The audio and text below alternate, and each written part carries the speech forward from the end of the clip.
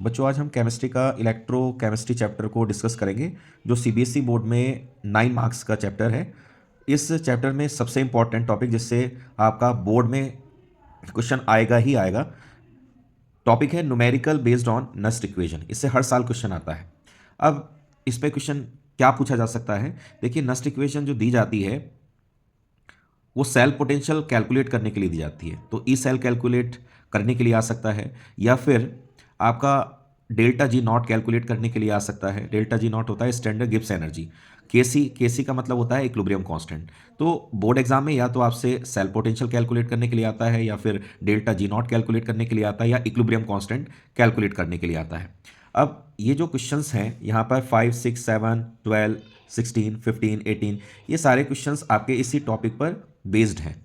ये क्वेश्चंस आपको कहाँ पर मिलने वाले हैं? जैसे मैं आपको इससे पहले वीडियो में आप लोगों को बता चुका हूँ कि आपको अरिहंत की ये वाली बुक खरीद लेनी है, और 2024 से लेकर 2010 तक के इसमें प्रीवियस ईयर के क्वेश्चंस आप लोगों को मिलेंगे। ठीक है, तो इस बुक में जो आपका टॉपिक फर्स्ट होगा उस टॉपिक फर्स्ट के ये क्वेश्चंस आपको करके देखने हैं। ठीक है, अगर आप एक क्वेश्चन 2 क्वेश्चन कर लेते हैं तो बाकी क्वेश्चन ऑटोमेटिकली आपके हो जाएंगे। इतने सारे क्वेश्चंस मैंने आप लोगों को इसलिए दिए हैं प्रैक्टिस के लिए। फिर इसके बाद नेक्स्ट टॉपिक है आपका इलेक्ट्रोकेमिकल सेल। इसकी डेफिनेशन आपको याद करनी है।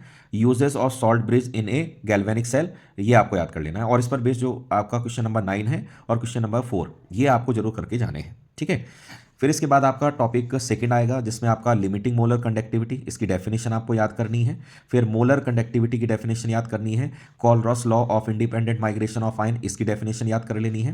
कंडक्टिविटी की डेफिनेशन याद करनी है। और फिर effect of dilution on conductivity and molar conductivity, ये टॉपिक याद कर लेना बेटा। ये वाला जो टॉपिक है ना, effect of dilution on conductivity and molar conductivity, ये बहुत इंपॉर्टेंट टॉपिक है। ये बोर्ड में बार बार रिपीट होता है। तो इस पर बेस्ड, इन टॉपिक पर बेस्ड जो क्वेश्चन हैं आपके 14, question number 15, question number 17, question number 27, 23, बेटा ये वाले आपको क्वेश्चंस मिलेंगे टॉपिक सेकंड में। टॉपिक सेकंड में चेक कर लेना। ये टॉपिक, ये ऊपर वाले आपके टॉपिक फर्स्ट में मिलेंगे, और ये वाले जो है ये आपके टॉपिक सेकंड में मिलेंगे।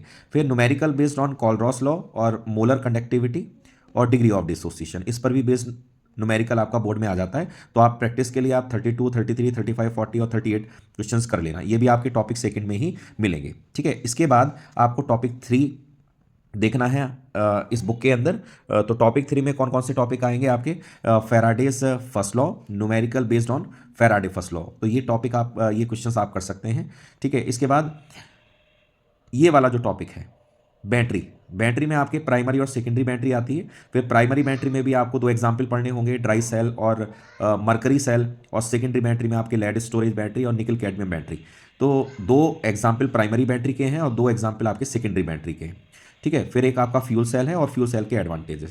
बेटा ये टॉपिक ऐसा है जिससे आपको 100% यहाँ पर, यह आपका 2026 में 100% यहाँ से क्वेश्चन मिलेगा। ठीक है, देखिए मैंने 2 जगह इस चैप्टर में कहा है कि 100% क्वेश्चन मिलना है। एक तो आपका ये वाला टॉपिक, ये न्यूमेरिकल वाला नस्ट इक्वेशन पर बेस्ड कि ये चीज़ें आपसे कैलकुलेट करा सकता है। एक क्वेश्चन तो ये पक्का मान के चलें आप लोग।